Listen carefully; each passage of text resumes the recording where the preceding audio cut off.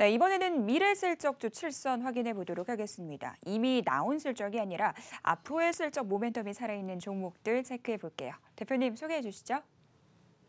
네, 자 바로 화면을 보면서 설명을 드려보도록 하겠습니다.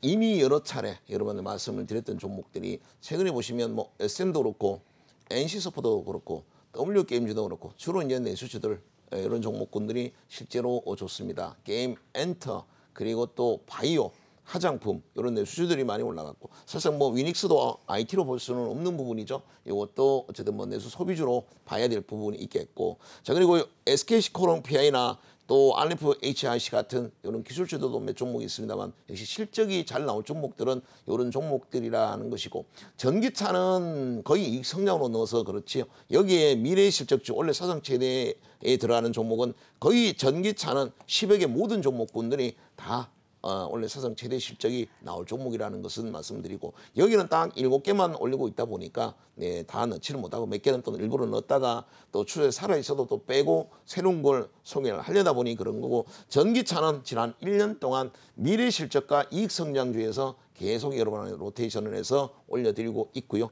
최근에 이런 또 게임과 엔터 쪽 또 미디어 종목들이 간간히 또 잡히고 있는 걸로 봤을 때 그 종목들도 같이 좀 했어야 되는 거 아닌가 싶고요. 지난 연도 10월 달부터는 거의 뭐 바이오 종목군들이 집중적으로 이 메이저 수급주에서 집중적으로 잡혀서 그 종목 약간 대체를 할 부분도 있었습니다만 역시 실적으로 또 딱 들어가 보면 전기차와 또 이 엔터 쪽들 또 이런 게임주들 그리고 기술주들 이런 쪽으로 종목이 잡힌다는 거 말씀을 드립니다. 자 하나씩 확인해 보도록 하겠고요. 위닉스가 오늘 새롭게 잡혔는데 위닉스는 지난 연도에 엄청 대박을 냈죠. 최근에 웬만한 집이면 제습기를 다 갖다 놓습니다. 그래서 제습기가 가장 대박을 냈고 한때 또 공기청정기로 사업을 잘했습니다만 역시 제습기 시장이 열리면서부터 돈은 잘 벌었어요. 그래서 지난 연도 영업이익은 거의 뭐 600% 가까운 급증이 있었는데 한번 요 위닉스는 뭐 새로운 종목이 이제 다시 21선을 회복하고 있으니까 자, 한번 설명을 드려보도록 하겠습니다. 자, 먼저 SM을 보죠. 실적이니까 원래 사상 최대 실적을 봐야죠. 지난 연도 영업이익이 많이 감소를 했습니다. 100억대. 근데 올해 1분기가 100억이 나왔습니다. 그리고 올해 전체적으로 2018년도는 원래 많이 나오면 뭐 한 500억 정도가 나오는데 이 SM의 강점은 걸그룹보다 역시 보이그룹이죠. 돈이 좀 되는 보이그룹을 많이 데리고 있습니다. 뭐 엑소도 그렇고 이 동방신기도 그렇고 이 주로 돈을 쓰는 층들이 이 여성 팬들이 돈을 많이 쓰다 보니까 이 보이그룹 쪽은 적어도 돈을 많이 올리죠. 한때 YG엔터가 이 빅뱅으로 뭐 대박을 친 거와 똑같습니다. 그래서 SM은 다시 보이그룹들이 다시 등장하면서부터 돈을 많이 올해는 뭐 정말 큰 돈을 벌 것 같습니다. 그래서 100억에서 500억이 뛰는데 주가도 거기에 맞춰 가야 되겠죠. 자, 만약에 500억이 된다 하더라도 PR 관점에서 따지면 뭐 20배수가 안 되는 상황이라 SM은 결코 비싼 건 아니다라고 볼 수가 있겠죠. 자, 수급을 한번 보면 실제로 이건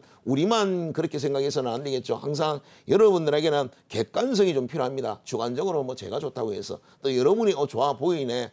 이름도 괜찮고 최근에 돈도 잘 버는 것 같고 괜찮아 보이네. 이건 안 됩니다. 그래서 항상 객관성을 어딘가는 확인을 해야 되는데 내가 아닌 또 다른 누군가가 좋아해야 된다라는 거죠. 근데 그게 개인이 좋아하면 뭔 의미가 있나라고 생각하시고 바로 기관들. 자, 외국인 같은 경우는 외국인도 물론 자, 지수에는 영향을 미치죠. 지수 플레이는 합니다. 근데 또 한 차선 한 차 이익 따라 종목을 버리는 경우가 많이 있으니까 외국인들 갖고 종목을 발굴하는 건 쉬운 일은 아닙니다. 그러나 기관들은 다르죠. 그래서 기관들은 철저하게 미래 실적에다가 예상 EPS에다가 배팅을 하니까 기관 수급을 일단 1순위 놓고 그 다음에 2순위를 외국인으로 놓으면 되는데 SM 같은 경우는 떨어질 때는 역시 기관들이 매도가 있었습니다. 시장도 좋지는 않았지만 기관들이 차익 매물이 나오다가 또 새로운 기관들이 샀다 팔았다 하지는 않을 거고요.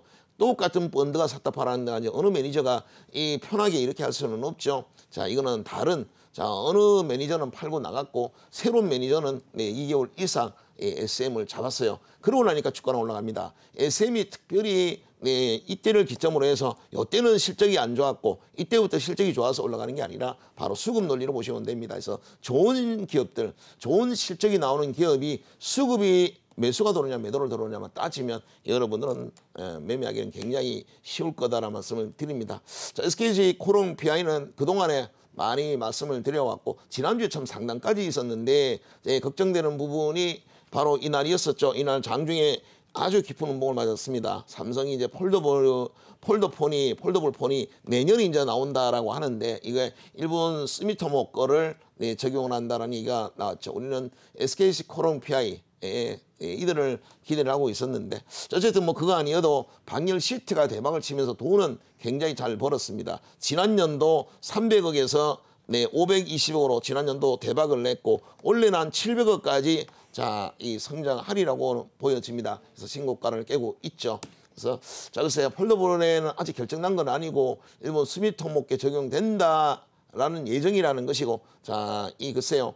SKC 코롱-PI 거도 뭐 들어갈 수도 있다라고 봐야 되겠습니다. 지금으로 보면 수급이 안 나가는 걸로 봤을 때 SKC 코롱-PI의 상승 흐름은 조금 더 이어질 수 있을 거라 보여지고 좀 아쉬운 점은 신고가를 목요일 날 찍고 금요일 날 그 좋은 장에 오히려 음봉을 냈다는 것은 좀 아쉽습니다. 역시 수급이 매도가 나오니까 양매도가 나왔었죠. 외국인 기관들이 거의 한 15만 주 정도가 나왔는데 다시 아마 이 SKC 코롱-PI는 월요일 날 아침에 수급이 딱 매수가 들어오면 다시 신고가를 깰 가능성이 상당히 높습니다. 그래서 단기적으로 지금 3.8%가 금요일 날 하락을 했으니까 아마 4% 이상 강한 양봉이 나올 가능성도 있습니다. 철저하게 지금 SKC 코롱-PI는 수급 따라 움직이고 있습니다. 여러분들이 SKC 코롱-PI를 내재가치, 청산가치 개념으로 이 계산할 이유는 가치를 분석할 이유는 전혀 없고 그 영역은 넘어섰습니다. 이미 기관들이 다루고 있고 수급 논리로 생각하셔야 되겠죠. SKC 코롱-PI도 그렇고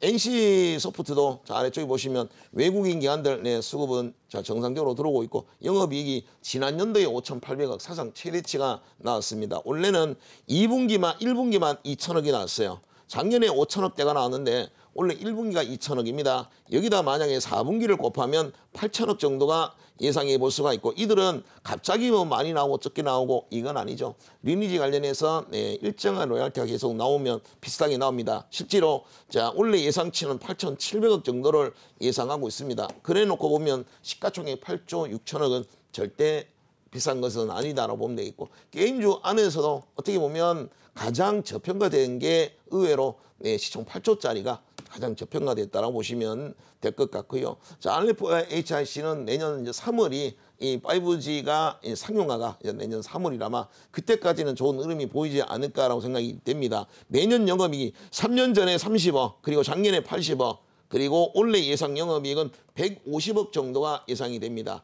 150억인데 시가총액이 5,800억 상당히 좀 부담스럽죠. 그래서 성장성이 뛰어난 거에 대해서는 인정을 하겠는데 시총이 조금 부담스럽다고 생각하시는 분들은 단기 트레이딩만 하시면 될 것 같고 어쨌든 지금 5G 관련한 장비주들, 통신 장비주들은 이슈로 올라가는 경우가 상당히 많습니다. 그래서 단기 매매하기는 상당히 좋죠. 눌림목이 나올 때마다 단기 매매로 해보시면 될 것 같고요.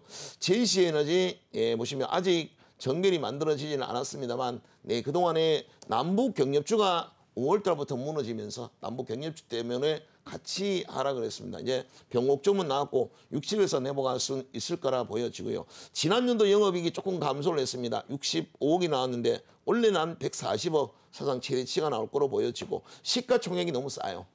지금 1,000억이 안 되죠. 1,000억이 안 되는데 100억대 이상 영업이익이 나올 수 있는 건 GNC에너지고 이거는 앞으로 북한이 이제 개혁 개방을 했을 때를 제외하고 지금 나올 영업이익이 이 정도니까 만약에 그러면 더 있죠. 그래서 시가총액 1,000억 언더에서 놓을 종목은 아닌 거는 분명하다라는 생각이 듭니다. 그래서 남북 경협주가 떨어져도 실적이 괜찮은 종목들이 상당히 많습니다. 그런 종목들 동일금속이나 에버다임이나 GNC나 인선이엔티나 이런 종목들은 오히려 이번 하락 구간을 잘 이용해서 저점을 살아놓고 시간 싸움만 하면 알아서 제 가격을 찾을 종목들이 상당히 많다는 거.